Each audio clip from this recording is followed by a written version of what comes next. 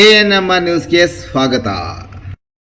ನಮಸ್ಕಾರ Chintamani. After PUC degree is the time to define your life. ಹೌದು, degree ಅಂದ್ರೆ ಕೇವಲ ಸರ್ಟಿಫಿಕೇಟ್ ಅಲ್ಲ, ನಿಮ್ಮ ಭವಿಷ್ಯವನ್ನ ನಿರ್ಮಿಸುವ ಸುವರ್ಣ ಸಮಯ.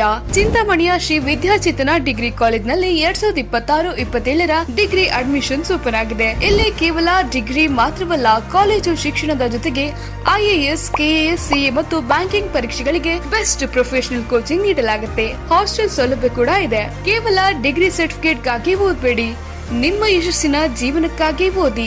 ಎಂದೇ ಶ್ರೀ ವಿದ್ಯಾಚೇತನ ಡಿಗ್ರಿ ಕಾಲೇಜ್ನಲ್ಲಿ ನಿಮ್ಮ ಸೀಟನ್ನ ಖಾತ್ರಿಪಡಿಸಿಕೊಳ್ಳಿ. ಹೆಚ್ಚಿನ ಮಾಹಿತಿಗಾಗಿ ಸ್ಕ್ರೀನ್ ಮೇಲಿರುವ ನಂಬರ್ಗೆ ಕರೆ ಮಾಡಿ. ಧನ್ಯವಾದ. ಹೆದ್ದಾರಿ ಅಪಘಾತ, ಮೃತಪಟ್ಟ 6 ಮಂದಿಯ ಗುರುತು ಪತ್ತೆ.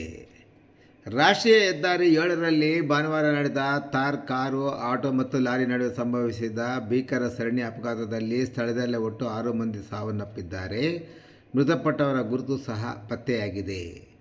ಚಿಕ್ಕಬಳ್ಳಾಪುರ ಜಿಲ್ಲೆ ಬಾಗೇಪಲ್ಲಿ ರಾಷ್ಟ್ರೀಯ ಹೆದ್ದಾರಿ ಸುಂಕುಲಮ್ಮ ದೇವಸ್ಥಾನದ ಬಳಿ ಭೀಕರ ರಸ್ತೆ ಅಪಘಾತ ಸಂಭವಿಸಿದ್ದು, ಅಪಘಾತದಲ್ಲಿ ಆಟೋದಲ್ಲಿದ್ದ 6 ಮಂದಿ ಸ್ಥಳದಲ್ಲೇ ಸಾವನ್ನಪ್ಪಿದ್ದಾರೆ.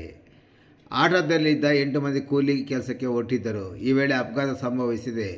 ಇನ್ನುಳಿದ ಕೂಲಿ ಕಾರ್ಮಿಕರಿಗೂ ತೀವ್ರ ಸ್ವರೂಪದ ಗಾಯಗಳಾಗಿದ್ದು, ಗಾಯಾಳುಗಳನ್ನು ಬಾಗೇಪಲ್ಲಿ ಸಾರ್ವಜನಿಕ ಆಸ್ಪತ್ರೆಗೆ ಸೇರಿಸಲಾಗಿದೆ.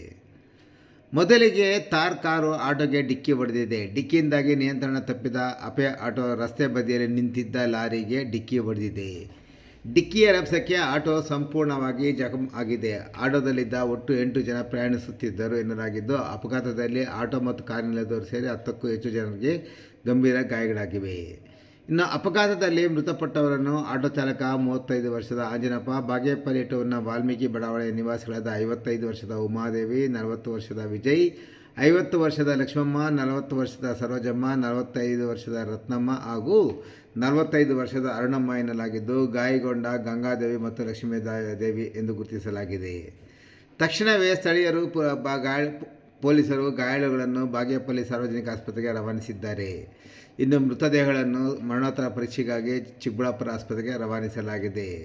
ಸ್ಥಳಕ್ಕೆ ಭೇಟಿ ನೀಡಿದ ಜಿಲ್ಲಾ ಪೊಲೀಸ್ ವರಿಷ್ಠಾಧಿಕಾರಿ ಘಟನೆ ಸಂಬಂಧ ಮಾಧ್ಯಮಗಳಿಗೆ ಪ್ರತಿಕ್ರಿಯಿಸಿ, ವೇಗವಾಗಿ ಬರುತ್ತಿದ್ದ ಥಾರ್ ಕಾರು ಮುಂಬದಿಯಲ್ಲಿದ್ದ ಆಟೋಗೆ ಡಿಕ್ಕಿ ಹೊಡೆದಿದೆ. ಇದರಿಂದ ನಿಯಂತ್ರಣ ಕಳೆದುಕೊಂಡ ಆಟೋ ಚಾಲಕ ರಸ್ತೆ ಬದಿಯಲ್ಲಿ ನಿಂತಿದ್ದ ಲಾರಿಗೆ ಡಿಕ್ಕಿ ಹೊಡೆದಿದ್ದಾನೆ. ಆಟೋದಲ್ಲಿ ಒಬ್ಬ ಪುರುಷ ಸೇರಿದಂತೆ 8 ಮಂದಿ ಮಹಿಳೆಯರಿದ್ದರು. ಅಪಘಾತದಿಂದಾಗಿ 5 ಮಹಿಳೆಯರು, 1 ಪುರುಷ ಸೇರಿದಂತೆ 6 ಮಂದಿ ಸ್ಥಳದಲ್ಲೇ ಸಾವನ್ನಪ್ಪಿದೆ ಎಂದು ಮಾಹಿತಿ ನೀಡಿದರು. ಆಟೋಗೆ ಡಿಕ್ಕಿ ಹೊಡೆದ ಥಾರ್ ಕಾರು ಚಾಲಕ ಕಾರನ್ನು ರಸ್ತೆ ಬದಿಯಲ್ಲಿ ನಿಲ್ಲಿಸಿ ಪರಾರಿಯಾಗಿದ್ದಾನೆ. ಆತನ ಸುಳಿವು ಪತ್ತೆಯಾಗಿದ್ದು, ತಕ್ಷಣವೇ ಬಂಧಿಸಿ ಕಾನೂನು ಕ್ರಮ ತೆಗೆದುಕೊಳ್ಳಲಾಗುವುದು.